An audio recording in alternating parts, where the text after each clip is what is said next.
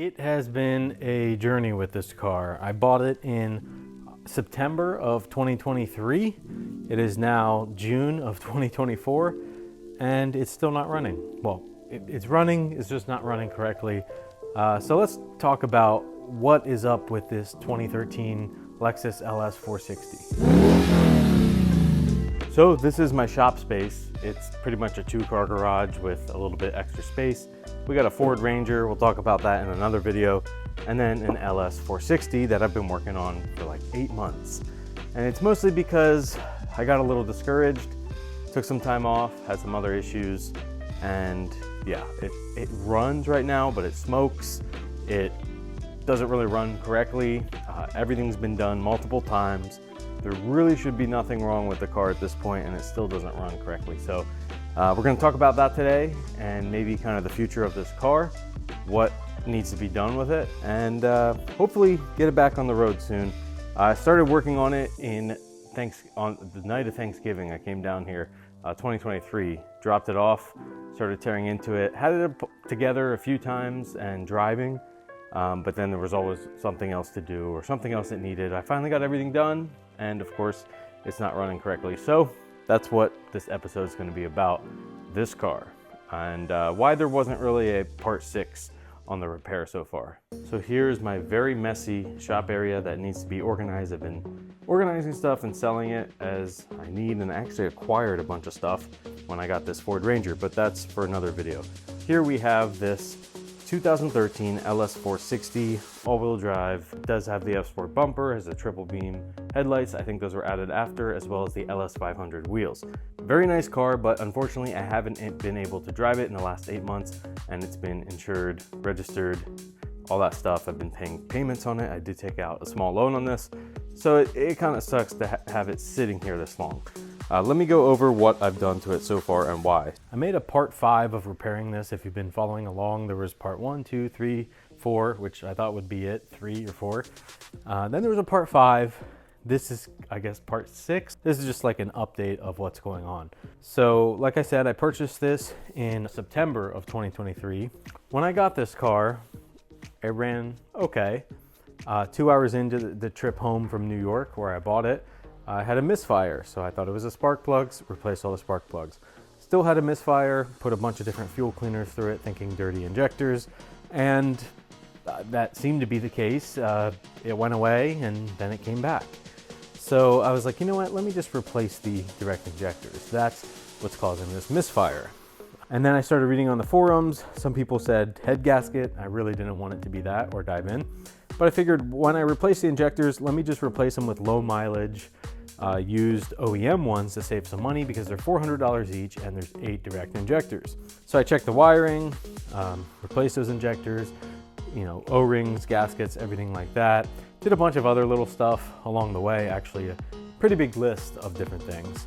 Got it all squared away, got it back together in January of this year. Took me about 2 months working on it here and there, and it actually ran really good. I took it around the block and I was like, yes, I'm done the repair. But unfortunately, there was a fuel leak. I guess one of the O-rings didn't seat right. Something didn't work correctly. So I had to take everything apart again, find the fuel leak. I did end up fixing it, put it back together, seemed to run okay.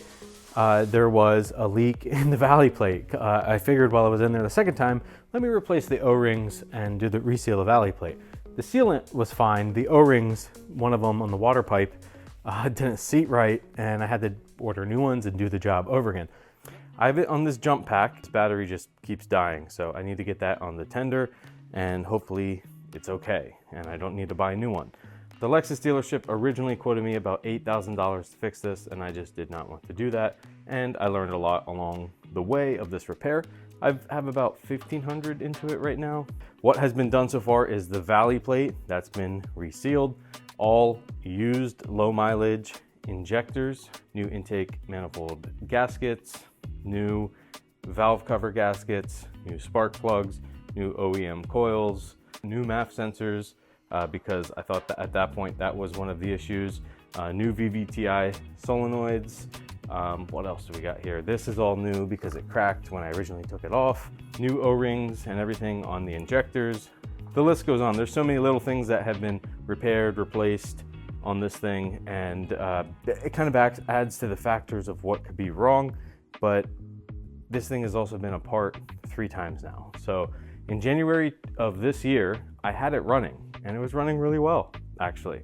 But then I found a fuel leak, so I had to take it all apart again, replace all these O-rings, and I did the valley plate at the same time. That was all sealed up, and it seemed to run okay. But right now, what I'm actually getting is a couple different misfire codes. They're random, and it's all on this side. So I've switched the ignition coils around, and that actually made it worse somehow. So I'm not really sure what's going on. I think it's to do with the spark, but the spark plugs are new. If I turn this thing on, it runs rough and smokes. As of right now, everything's fixed. Everything's as it should be. I've looked over it multiple times. It just doesn't run, throws a code. So why could it be doing this? Well, one thing is the injectors are, like I said, just bad. One of them's dirty or just not working correctly. Could be the O-rings are not sealing correctly. Something to do with fuel there. It could be a wiring issue. There's so many things that it could be at this point. And it seems like I just kept getting a step closer, step closer, step closer, and then another problem would happen. I'm gonna try to start it, see if it runs, what codes actually come up, see what misfires there are, and then I think I might have to take it apart again. Let's start it up as it is, and you can kind of hear what I'm talking about. Let's see if this thing will start. All right, we have the green light here in the ignition. So it always dies the first time when the battery's dead. It almost sounds like an exhaust leak, the misfire is so bad. We do have a 1/4 tank of fuel, so shouldn't be low on fuel. We'll let it idle, and you'll see it kind of start to smoke the exhaust out the back. And here we go, rough idle, getting pretty bad vibrations here. The whole seat is shaking. If I rev it, it doesn't sound terrible, but idle is really bad. And now we'll get a, check engine light just came on. So I'm actually gonna pop in my reader here, and we can take a look at the codes. So we've got the code reader here. We're waiting for it. It's very hot and humid in this place, so excuse all the sweat. So we have a pending cylinder 5 misfire, a permanent camshaft position actuator A control circuit open bank 2. That should have been the VVTi sensor. It could be the battery's just been dead and hasn't really been driven, so it hasn't registered that. The other permanent code is intake air temperature sensor, which should be the MAP sensor, and those were replaced too. So we have 2 permanent codes. Right now we just have a cylinder 5 misfire.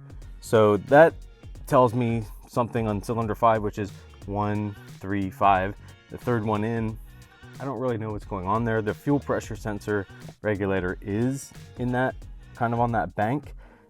Originally it was a cylinder 6 misfire, so that was all on the passenger side. So that tells me I shouldn't really have to touch the passenger side. So if I open this up, something on the driver's side has gone wrong. Cylinder 5 misfire detected. I mean, that's the spark plug's new, the OEM ignition coil. Really the only thing it could be is something with the injector or the O-rings. So at this point, I think I'm gonna have to open it up and check that. And I'm hoping after all that, this car will run, because you can see this car is nice. I don't know the future of it. I have other vehicles. I don't know how much I would actually drive this one. But after all my work, I definitely want to drive it and enjoy it. So after all these months of working on it, like I said, I don't want to have to sell it, but that might be the route just because I have other expenses. I want to get this fixed and get it running and drive it for a while, but eventually it's one of those cars I might have to let go. I got into a lease with another vehicle that I'll have a video on. I had a video in the past, and I'll have an update on it. And that's a 2-year lease. That vehicle has been great for what I needed to do as a daily driver. That's what this was supposed to be, but unfortunately it's been riddled with problems, so I haven't really been able to drive it, let alone daily it. I moved some cars around. I actually got rid of my Sequoia, but I sold the Sequoia, picked up a Ranger for very cheap just to have a hauling vehicle. I have my daily driver, the Hyundai Ioniq 6. That's a 2-year lease, so that's great for my business. I can use it for some personal, and this would be my personal car, but unfortunately, like I said, it's not working. So I'm hoping to be able to get it running and working and kind of reevaluate from there. It's just, this is really hard to diagnose, and I'm not really a mechanic, but I know this engine pretty well now. I know where everything goes and how it should look. So that's kind of what I'm going off of. Well, everybody, that's kind of an update on this car. I don't really have much else to say right now. I got to dive in and figure this out. I'm going to devote a lot more time to this since other distractions and projects are gone. Don't have to do the Sequoia anymore, it's gone. The Ranger needs a few things, but I've used it and it's been fine. It's a good little 5-speed, 4-cylinder manual truck, very simple, tons of miles, but this is like a beater truck. So there's not a ton that it needs, but I will be working on it here and there if I need it. But the main focus will be on this, especially since I have a daily driver that's not going to need anything being a brand new car.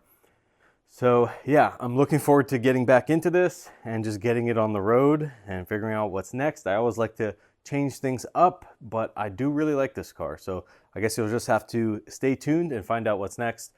Follow me on Instagram at Marty Motoring, and you can follow along with the latest updates there. I post there the most, I feel like.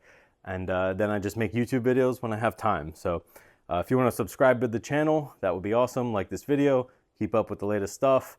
Yeah, really appreciate it. With all that said, thank you for watching, and as always, keep those wheels turning. So long.